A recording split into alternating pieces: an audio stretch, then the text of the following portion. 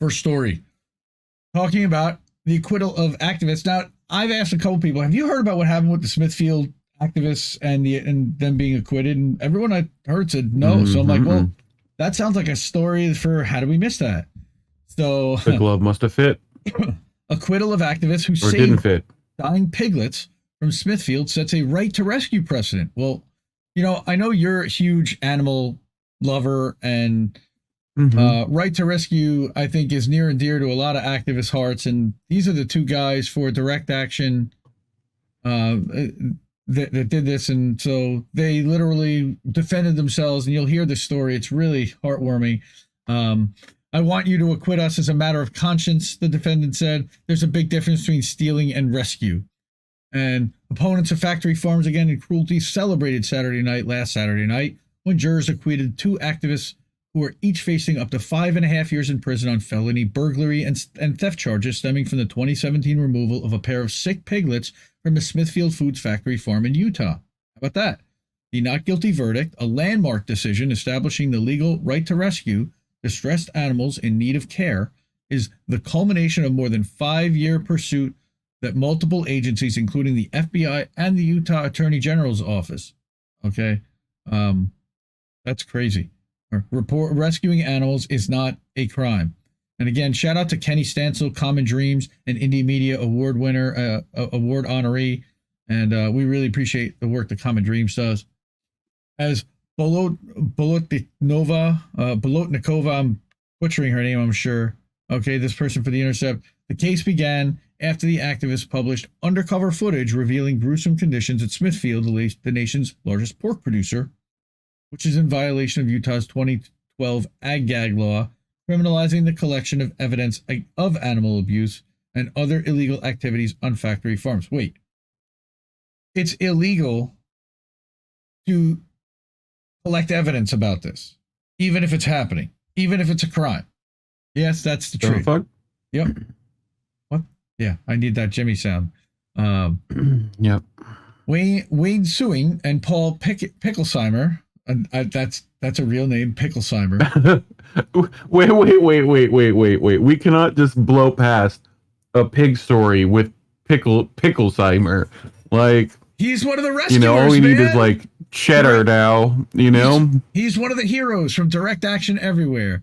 Okay, they rescued two dangerously underweight piglets, whom they named Lily and Lizzie, from Circle 4 Farms in Beaver County in March 2017. The men took the piglets to receive emergency veterinary care, and then transported them to an animal sanctuary in Colorado. How nice. Would Lizzie be Thin Lizzie in this case, as they're underweight? Well, once they bulked her up, they would call her Lizzo, wouldn't they? Oh, that's even worse. Sorry, guys. I thought mine was bad. Sorry, guys. I thought mine was bad. I got dad jokes. All right. So cheers erupted in the courtroom on Saturday when Judge Jeffrey Wilcox, thank you, Judge Wilcox, announced the jury's unanimous decision to acquit both defendants following more than 7 hours of deliberation.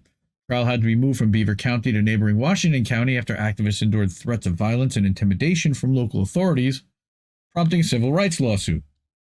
Yeah, the cops did threaten these guys too. They just let a guy. Yes, they did. They just let a guy who walked into the factory farm and took two piglets out without the consent of Smithfield walk out of the courtroom free. That's what he told reporters outside the courthouse in St. George, Utah. If it can happen in southern Utah, it can happen anywhere.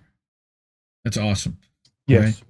During his closing remarks to jurors, suing, like literally. Seung. See, again, I butchered the names.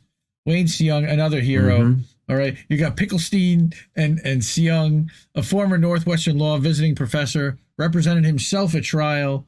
I don't actually want you to acquit us on a legal technicality. I want you to acquit us as a matter of conscience. There's a big difference between stealing and rescue. And if you help establish the right to rescue, he told the jury, companies will be a little more compassionate to creatures under their stewardship. Governments will be a little more open. What? Go ahead. You're fine. Oh, governments will be a little more open to animal cruelty complaints. And maybe a little pig like Lily won't have to starve to death on the floor of a factory farm. So, These guys pointed out in a statement that a most likely character witness, Rick Pittman, testified in support of the defendants on Friday. Pittman is the owner of Norbist, a turkey farming company in Utah, in which Seung and Picklesheimer previously investigated and were charged for before striking up a friendship and annual Thanksgiving turkey rescue tradition. During cross-examination, Utah Assistant AG Janice McAnnis asked Pittman if Seung's actions had caused him financial harm. He said, "There's a difference between stealing a turkey and rescuing a turkey who's suffering." Well, the case had been criticized by legal scholars as unconstitutional and politically motivated, given Utah AG's Sean Reyes' possible financial ties to Smithfield. So this almost sounds a little bit like what happened to Donziger, where you've got the judge and the prosecutors in the pocket of Chevron that are being told by the company to prosecute and to keep this guy under wraps. So, quote, state and federal authorities have consistently shielded factory farms from transparency and accountability, said an attorney who's been involved in every successful effort to overturn ag statutes in the United States. That's a pretty powerful guy. In nearly 2 decades of legal work, this case is one of the most egregious I've seen in terms of denying defendants' constitutional right to a rigorous defense. Although Seung and Picklesheimer documented dead and dying piglets in piles of feces and blood and claimed the 2 piglets they removed were injured, sick, and starving, Wilcox ruled in February that video of the rescue and any evidence of the condition of the animals is barred because it might arouse horror in the jury. The horror. Yeah, that makes me think of Marlon Brando in Apocalypse Now going, think of piles of little arms. I mean, that's literally what they're talking about. You know, companies will be a little more compassionate now to creatures under their stewardship. Governments will be a little more open to animal cruelty complaints.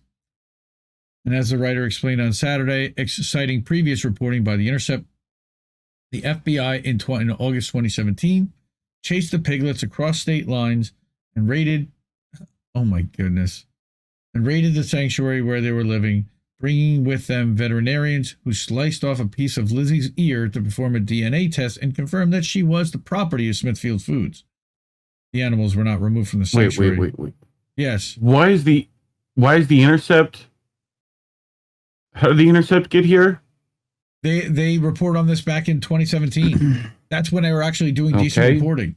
Like when Glenn was there. The FBI in August. And they had already. Why does the Intercept always get FBI and CIA source material? Can we? It's real interesting. They do a lot. They do a lot of FOIA requests. That's what they'd say. Now the animals were not removed from the sanctuary. Still live there to this day, but they confirmed that they actually were the animals that were taken and that they were the property, meaning that they actually did walk in there and quote unquote stole those animals, which is what they were being charged with, and now they've been acquitted. Prosecutors allege that the baby pigs, who were barely a week old when the activists removed them, were worth $42.20 each, or $84.40 in total to Smithfield. Yeah. The U.S.-based pork producer is a wholly owned subsidiary of the Hong Kong-based pork company WH Group, which reported $24 billion of revenue in 2019. I mean, this is around the same time that, like, I think Hormel was getting a ton of stuff happening to them too. $24 billion people were getting video of what was happening there, and it was pretty fucking terrible. A $24 billion company prosecuting 2 guys, animal activists, over $84.40 worth of pigs. Okay, professor at UC Hastings Law, who testified in favor of the activists, told The Intercept that Smithfield has an enormous amount of financial interests that are wrapped up in this. They have an enormous amount to lose if this trial becomes public, and they cannot afford, or maybe they think they cannot afford, to give an inch to these people. Pig rescue occurred during an investigation to uncover whether Smithfield had followed through on its pledge to stop using 2-foot by 7-foot gestation crates that make it impossible for pregnant pigs to turn around. Yeah, Jon Stewart talked about that a long time ago. Okay. Seung, Picklesheimer, and 3 others who pleaded out the case discovered rows of pregnant pigs confined to such cages despite the company's promise to swear off of them. Evidence from the probe has been used in a lawsuit against Smithfield for misleading consumers, and it sparked nationwide protests against Costco, one of Smithfield's major buyers. The animal rights activists also found a facility packed with farrowing crates, similar to gestation crates, but with just enough additional room to fit nursing piglets, where female pigs are moved when they're ready to give birth. Okay. The group found dead and rotting piglets inside the facility, as well as visibly ill and injured ones like Lily and Lizzie. Gross.